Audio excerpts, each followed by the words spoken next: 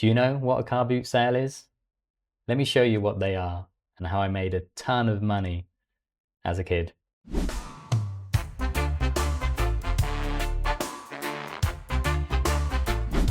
Welcome back to another episode of me discussing all the jobs I've had in my life. In this episode, we're talking about something called car boot sales or car boots. This is where people drive their cars to normally a big field. They park them all in a row. They open their boots or trunks, as they say in America, and sell things from them. My family loved car boots. We would go every week, Saturday and Sunday, wake up very early in the morning, maybe 6, 7 a.m. And we would go to a car boot and hopefully we would find things for cheap and then sell them for more at a different car boot on a different day. We would mainly buy stuff like dolls or action figures or Lego, anything that we thought we could sell for more. One of my personal and fondest memories was selling Pokemon cards.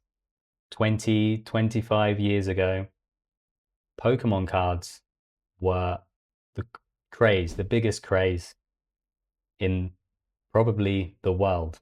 And I had a friend whose dad also did car boot sales, and he would buy boxes and boxes and boxes of Pokemon cards, looking for the special shiny ones like Charizard or Blastoise. But he was not interested in the less valuable cards, the cheaper cards, the less rare cards. So I would buy them from him.